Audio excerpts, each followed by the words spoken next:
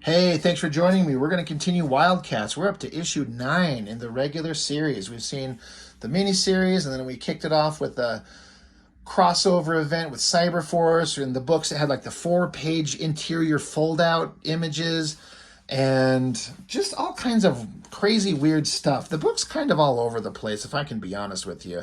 They keep jumping around. It doesn't read that well. It's visually interesting. There's all kinds of cool stuff going on, but it's not really memorable. In a way, the last issue that we looked at, this had some of the more interesting stuff because it had character moments that were interesting. Stuff with Grifter and Zealot and their relationship, and then Voodoo and Spartan, their relationship, things like that. That were kind of interesting. But then, of course, it all ended with most of the team are on a boat, like a big old cruise, a yacht, and it's being taken over and they're getting zapped away to somewhere, something, somehow, somewhere. And so it ended with some unknown villain guy showing up to face off against the Wildcats. Like, okay, I also find like this cover way more interesting than this one. This is just fairly standard, typical stuff. I don't know. It's all fine. Story, Brandon Choi and Jim Lee. Okay, you know it's not going to be great. Jim Lee pencil, Scott Williams ink. So Richard Bennett was inking the previous issue, so Scott Williams is back. So, you know, looking kind of like his Jim Lee's artwork kind of normally does. This is always visually interesting stuff. Big energy blast, Spartan always getting his ass ripped up and shredded. Voodoo always looking hot and sexy, even if she's getting her ass handed to her, because, you know, it's Jim Lee and it's Image Comics and we're here for the cool artwork. Shooting these monsters. Okay, you know, it's fun. And this monster proceeds just to rip Spartan to pieces, cuts him apart, plowing his hand through his chest. There's robotic goo everywhere. And then what you find out as it goes on is as Spartan gets crunched and melted and dissolved, and it's just kind of all going on in their head.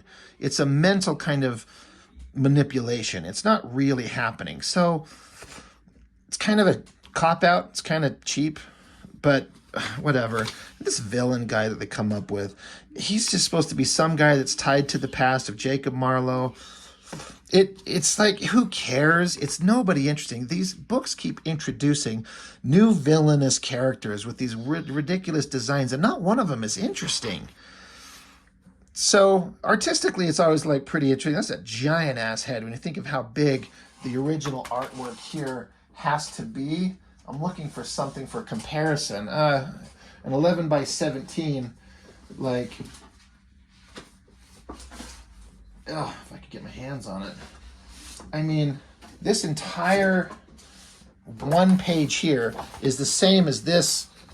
Like, the whole head is this entire giant drawing surface. So that's not easy to do and keep it straight. But you get to draw all these details on this guy's melted ass face. It's going back in time to some ancient battle back in the days of knights and King Arthur type era shit. I don't know. The guy looks like he's got the Thundercat sword. So I always like that shot. His big screamy face, the hands holding it, the armor, the sword, the crystal ball in it. Pretty awesome stuff. I don't know why they felt the need to like indicate like a dent in the helmet to show where his eye would be. I thought it's just a big flat metal surface. I guess not. What do I know? It's just not a very interesting design. But, you know, knights in armor, they're storming a castle. Guy's got a big mace, blasting a guy in the head, saving his hot girl.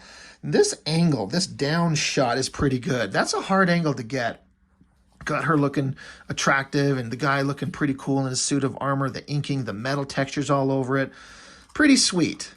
And again, the villain's kind of going over, this happened back in the day, this horrible thing. This is why I'm mad at you, Jacob Marlowe, little short guy. And so it's like, I don't remember. I've lost my memories. I don't know what you're talking about. So bad guy's like, oh, I'll touch my little red ruby crystal thing and touch you on the head. I'll make you remember. I was already like, I don't care. I don't care about any of this. This is not that interesting. The interesting stuff was like the real world character stuff in the last one. This is just standard, like, I'm a bad guy. I'm going to make you pay. And the good guys are like, no, you won't. We'll stop you. Just not interesting.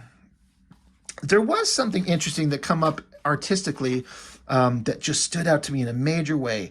Void's back with at the Halo headquarters. I always thought the inking really sharp and crisp on her face here.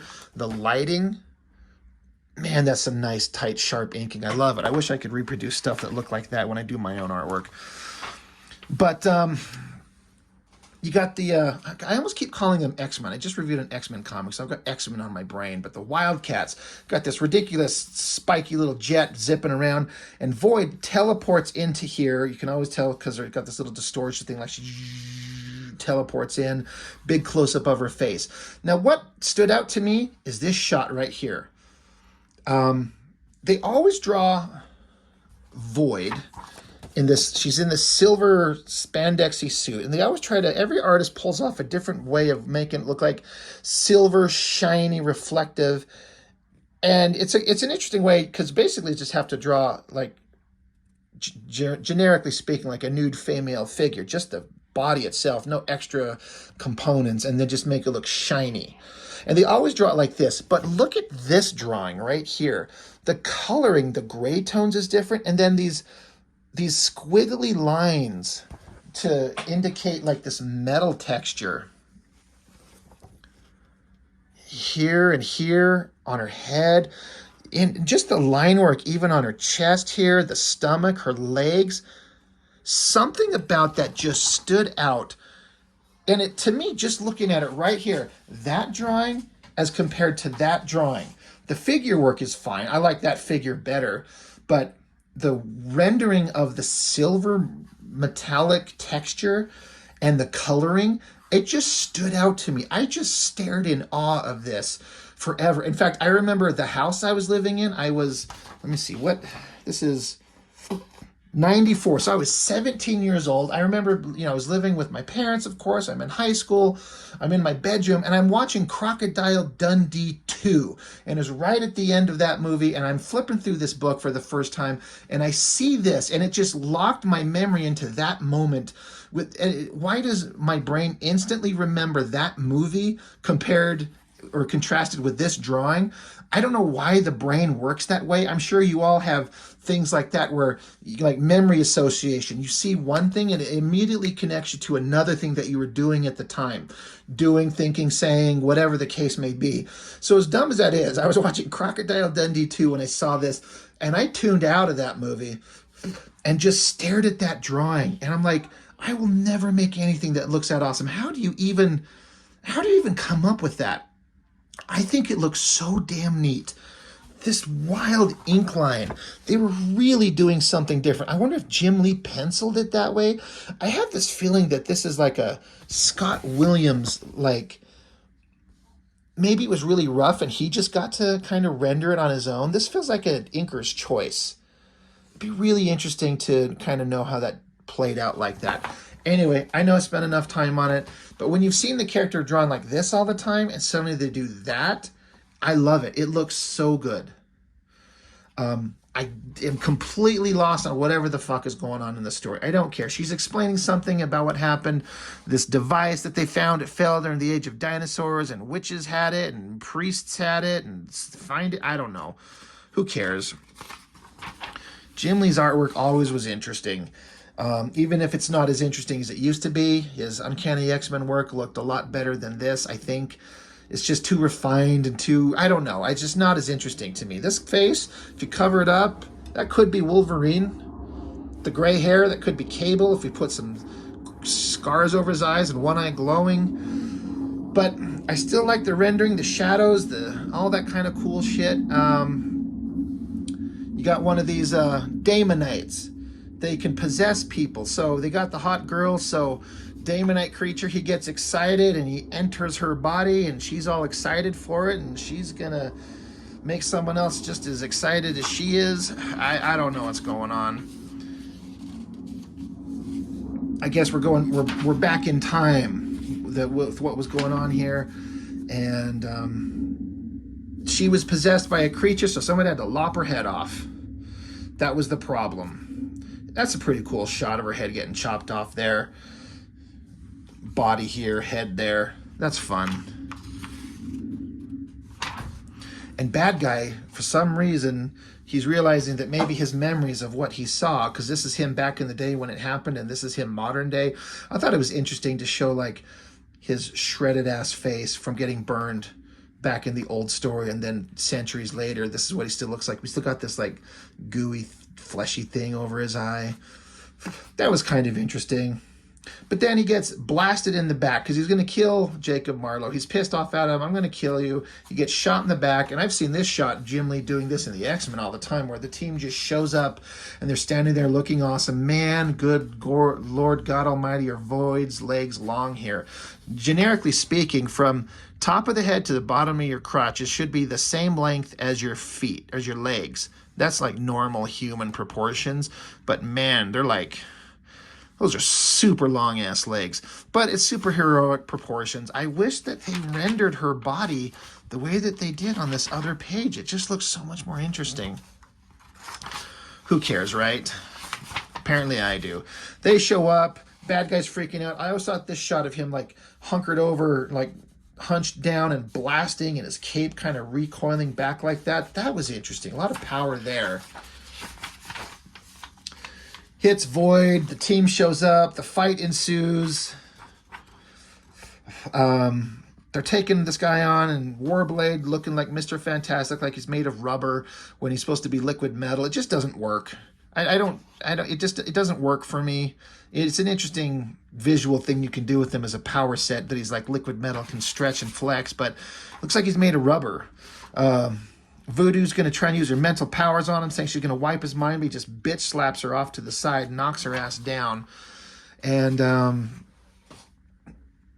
oh yeah, Marlowe, he got together in Void. She starts like extending her liquid metal, her whatever, I don't know. They're bonding into one, giving him access to his powers. And so now he's tough. That face always looked really good. I thought that's a really good female face. Eyes, nose, mouth, the shape of the jaw.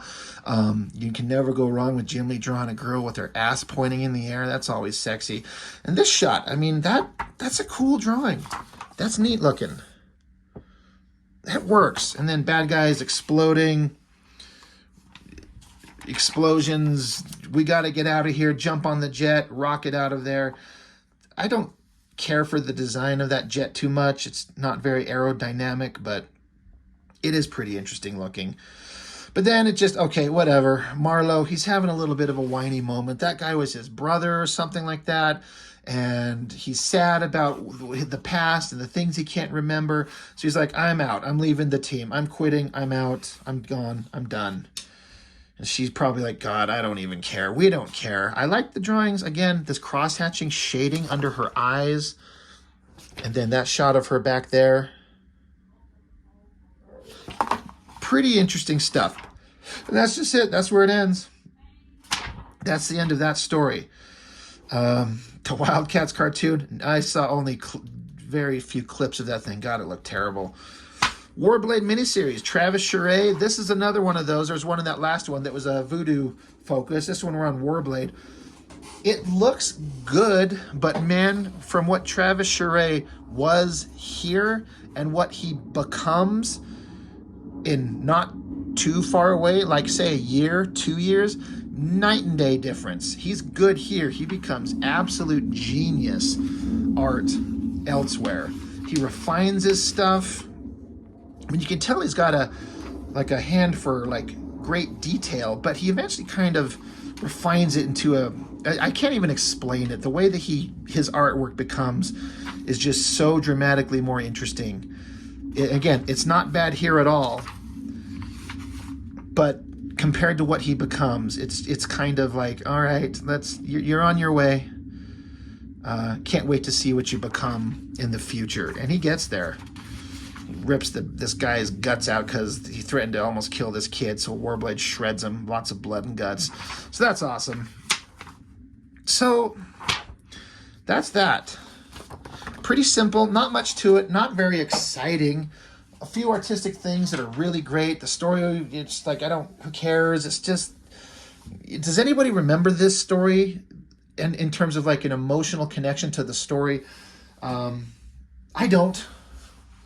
I remember the art, and I remember the incredible visuals, like I was talking about. But story-wise, it's like, oh yeah, this is a story where there's something set back in the, knights and castles era, and some bad guy that's still alive, and he's out to get revenge, and whatever.